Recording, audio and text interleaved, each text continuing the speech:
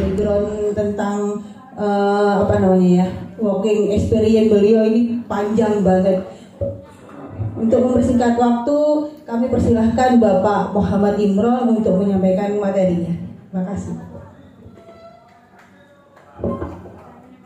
Assalamualaikum warahmatullahi wabarakatuh. Berdiri ya, biar gak capek. Alhamdulillahirabbil alamin, arrahmanirrahim, maliki yaumiddin, iyyaka na'budu wa iyyaka nasta'in, ihdinas siratal mustaqim, siratal ladzina an'amta 'alaihim ghairil maghdubi 'alaihim waladdallin, amin. Terima kasih atas waktu yang diberikan kepada saya. Hari ini saya bisa silaturahmi dan berbagi, dan kepada Ketua Bapeda dan semua dari perwakilan dinas. Pada kesempatan hari ini saya akan memberikan materi, tapi ini sharing. Saya akan berbicara materi mungkin agak berat materi saya. Materi saya itu tentang exit strategi global yang berbasis digital IT yang saya pelajari di International Global Digital IT di Cina, di Jepang, dan beberapa komunitas internasional digital yang saya ikuti. Sebelumnya saya menjelaskan bahwa saya ini dulunya binaan dibesarkan dari BI. Saya 5 tahun dibesarkan BI, zamannya Pak Bunyamin sampai gede, dan saya dibesarkan juga dari Deperindak. Dari Deperindak dikirim ke beberapa negara, dan kemudian diambil provinsi biro perekonomian. Saya dibesarkan di sana untuk keliling dan belajar digital dan marketing di beberapa negara juga. Terakhir di Kementerian zamannya Pak Muhaimin, Kementerian Tenaga Kerja dan Kementerian Deperindak saat itu saya juga dapat belajar di beberapa negara tentang strategi exit dan strategi lain di bidang digital marketing, dan akhirnya saya menjadi programmer SEO dan SEM di bidang digital marketing internasional di banyak perusahaan. Insya Allah ilmu saya ini akan saya hibahkan untuk Jember. Benar, untuk komunitas akan saya hibahkan 100%. Kalau privat memang tarif saya 25 juta ya. Privat SEO dan membangun company digital 25 juta. Untuk dinas dan seterusnya saya gratiskan ilmu saya, karena saya berangkat dari dinas ya. Terima kasih. Oke, tadi materi sudah bagus itu sebagai dasar-dasar fondasi untuk penguatan UMKM. Nah, sekarang saya akan bicara tentang exit strateginya. Materi ini nanti akan dibahas di isu global G20, karena materi ini saya ambil dari server saya SEO dan SEM, dan juga saya kolaborasi dari hasil tracking SEO di kementerian dan internasional trading ya. Memang agak berat, tapi kita diskusi bareng, dan ini saya yakin bermanfaat untuk menjawab solusi tadi semua. Nah, strategi pemulihan ekonomi pasca pandemi sektor agrobisnis dan UMKM. Nah, gimana Pak? Ini profil saya. Saya di bendera brand saya Makrifat Bisnis sebagai company holding. Kemudian produksi saya Indah Handicraft, dan anak perusahaan saya lebih dari 1000. Secara digital lebih dari 1000. Nanti saya cari rahasianya ya. Next. Pak Muhaimin waktu ke rumah, itu workshop saya ala Cina. Mengapa? Karena saya terinspirasi dan dibesarkan di Cina, dan sekarang menjadi salah satu destinasi turisme. Alhamdulillah setiap hari sekarang sudah, 1 minggu sekali sudah ada jadwal internasional turisme ke rumah. Kemarin dari Malaysia pesan 10 kontainer, saya nggak mampu 1 kontainer. Nah, coba. Ini Hois Makrifat Bisnis ya. Sebenarnya usaha saya dari kebangkrutan, saya bangun usaha berkali-kali gagal, gak pernah berhasil ya. Akhirnya diputus kasaan, ya misalnya saya kasih nama Makrifat Bisnis saja, bisnis terserah Allah, saya pasrahkan begitu. Ternyata setelah bisnis saya serahkan ke Allah, istiqomah ke Allah, apa kata Allah, kok sukses. Sampai sekarang alhamdulillah tidak pernah mengalami slowdown, tidak pernah dalam 20 tahun terakhir. Bisnis saya kelola 20 tahun, tapi saya legalkan tahun 2010. Next. Untuk company saya yang sudah saya internasionalkan dengan berbagai macam bahasa, di dalamnya ada divisi-divisi itu, ada yayasan belajar, rumah produksi, dan ada wisata craft, rumah galeri, pelatihan online, dan koperasi mitra kerja. Next. Nah, ini materi saya. Saya resume, dan ini menjadi isu global. Dunia akan berbicara ini hari ini. Jember pun tidak lepas dari ini. Ketika ini tidak dilakukan, maka kita akan ketinggalan jauh secara digital maupun non-digital. Dari 4 materi ini akan saya jelasin. Memang ini agak berat, dan ini problem saya saat ini, dan problem UMKM nasional dan internasional. Di sini akan saya jelaskan 2. Secara global saya tidak hanya bicara handicraft, tetapi akan bicara agrobisnis. Agrobisnis memang market terbesar internasional. Saat ini saya juga menggagas tentang peternakan. Saya tergabung dengan ternak farmnya Pak Agus, 3 pilar. Ya, 3 pilar Gunung Mas itu bagus untuk peternakan. Saya juga lagi mendalami tentang konsep 3 pilar oleh yayasan, oleh Pak Teguh itu ya. Oleh Pak Teguh, dan saya juga aktif di sana karena permintaan kambing di Malaysia per hari ini nggak bisa dipenuhin. Ya. Karena kambing diminta per bulan 4.000 aja, Jember belum bisa mengirim, ya. Dan lainnya masih banyak ya. Bisa nggak? Ya, naik ya. Dari atas Pak. Iya aja supaya ya.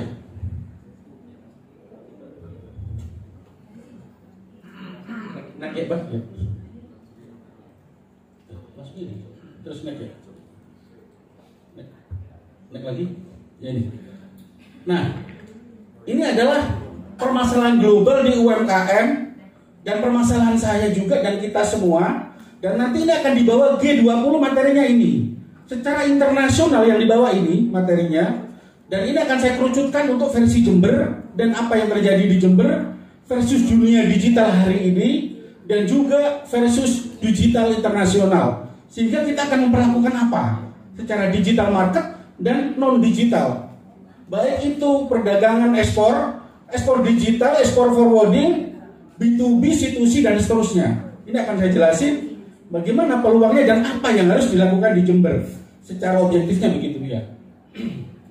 Exit strategi internal dan eksternal unit bisnis pelaku usaha. Pandemi ini memang semuanya jatuh sama. Saya juga jatuh. Saya dulu ekspor 1-2 bulan sekali 1 kontainer. Selama pandemi hanya sekali. Selanjutnya apa saya hidup? Dari B2B dan C2C. C2C itu customer to customer seperti Shopee, Bukalapak, Tokopedia, Lazada. Omset kecil di sana Bapak Ibu. Jangan tertarik di situ. Paling banter 100 juta, 200 juta. Ya, tidak banyak. Saya tidak mengajarkan UMKM itu mencari uang di situ, tidak. Konsep saya, tapi ekspor yang saya kejar. Baru kita profit dan margin. Nanti saya buka dan bisa ditanyakan, Bapak Ibu jangan tertarik di e-commerce. Tidak, jangan. Itu tidak menguntungkan. Itu hanya cukup untuk beli kopi aja. Beli makan saja.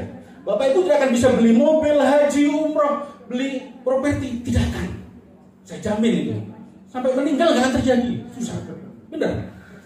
Yang dipilih adalah, nih, rahasianya bagaimana? Ya. Jadi itu dulu. Exit strategi eksternal dan internal unit bisnis pelaku usaha. Tadi betul. Secara UMKM harus pembenahan finansialnya, produksinya, kapasitinya, rumah galerinya, semua itu harus ditata dengan baik. Dan itu 100% betul. Nah, yang terpenting saat ini adalah normalisasi kebijakan Pemkab dengan quantity easing ya. Quantitative easing perbankan bagi pelaku UMKM. Nah, di Jember ini harus dilakukan. Sekarang kan ada program KUR ya. KUR sudah diobral. Begitu murahnya motor senilai 12 juta, anggap aja PCX itu bisa mencairkan sampai 100 juta. Motor Beat bisa sampai 30-50 juta. Memang undang-undang KUR aslinya nggak perlu jaminan. Secara ini quantitative easing. Artinya quantitative easing itu kebijakan BI dengan pemerintah berbanding dengan regulasi menyusun finansial UMKM. Ini harus dilakukan sebuah sinkronisasi di situ, tentu atas persetujuan DPR. Secara global nanti ada international quantitative easing Bank Dunia dengan seluruh bank. Ini akan dibahas juga di sana. Karena ini nanti akan melahirkan kalau tidak kapitalisasi dan liberalisasi yang terjadi untuk penguasaan itu. Nah, di Jember mau tidak mau bagaimana pemanfaatan untuk UMKM ini bisa mendapatkan KUR semua. Tapi yang jadi masalah adalah di bank itu kan aturannya ketat, luar biasa. Bahkan ada yang ngasih udah bit aja karena pernah bayarnya telat dulu. nggak dikasih. Secara aturan regulasi itu tanpa anggunan kan? Secara aturan begitu, baca di Google banyak.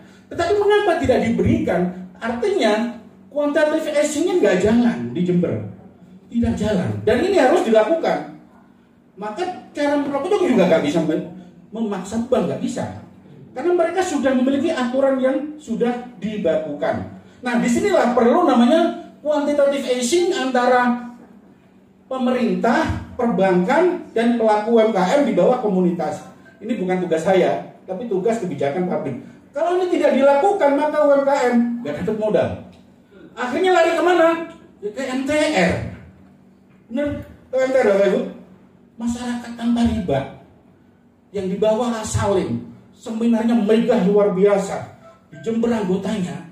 Kalau tidak terjadi quantitative easing, akan terjadi radikalisme, namanya disebut ini scarfing efek perbankan. Orang akan menolak perbankan, akan mengkudeta perbankan, larinya kemana? Setelah yang tidak suka sama MTR, larinya ke digital finansial. Saya sama Supi dimodali 1 miliar tanpa jaminan tidak saya ambil. Teman-teman juga sama. Nah, banyak sekali perbankan akan dikalahkan secara digitalisasi finansial.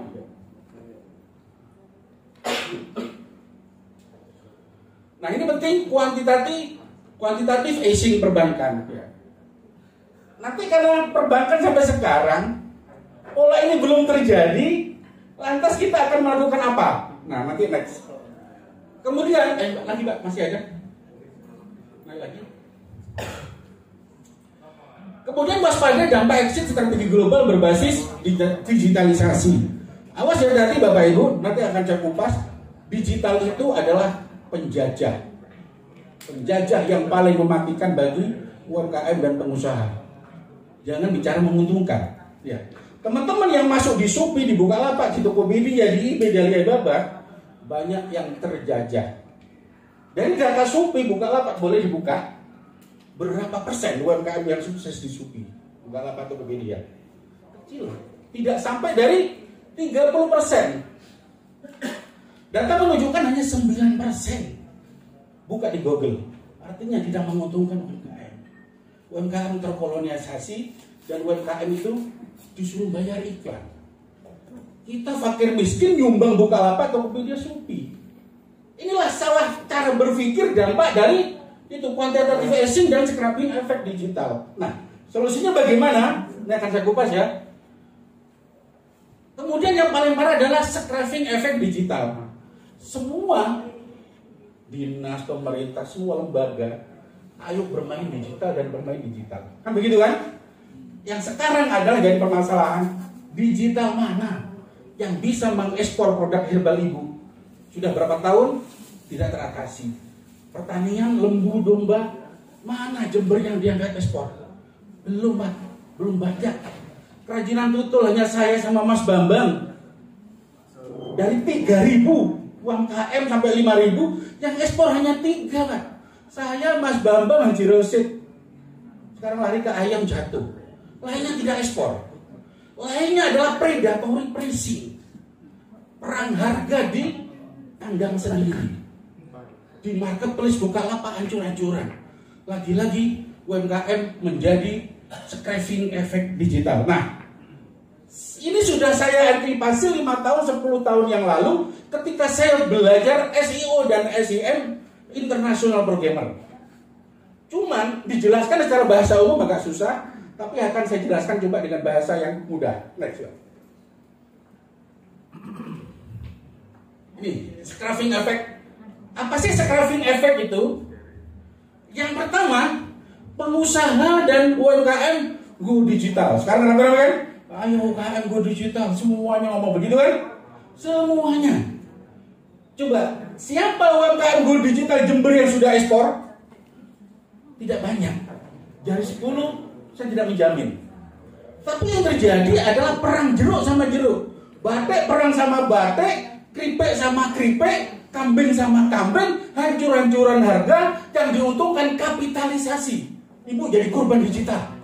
Nah, solusinya bagaimana? saya punya solusi, tapi nggak bisa saya sendiri. Harus Bapeda, Bupati, DPR setuju. Solusi ini dilakukan di mana? Singapura besok sudah membentuk 130.000. Strategi ini akan turun di Indonesia karena Indonesia adalah korban scrapping digital dan korban daripada digitalisasi efek. UMKM tidak bisa jualan, maka mereka yang akan jualan, Bapak Ibu. Omongan saya bisa dibuktikan karena saya adalah SEO organik dan search engine organik. Yang kedua, pengusaha dan UMKM adalah predatory pricing. Sekarang ini UMKM Jember, makanan, minuman yang jual di Shopee, Bukalapak, ancuran-ancuran harga sehari aja dikasih satu. Iklan 100.000 boncos. Iklan 100.000 di Bukalapak, Tokopedia, Shopee, omsetnya hanya 50.000, 75.000. Bangkrut kan? Mengenaskan. Dan ini terjadi. Iklan 1 juta, omsetnya hanya 5 juta. Ketika ada iklan lama, tiba-tiba dikasih jualan banyak. Disuruh iklan lagi 1 juta, boncos lagi. Utang bank meningkat. Benar, bisa ditanyakan pemain digital. Semua komunitas pelaku UMKM yang dampak dari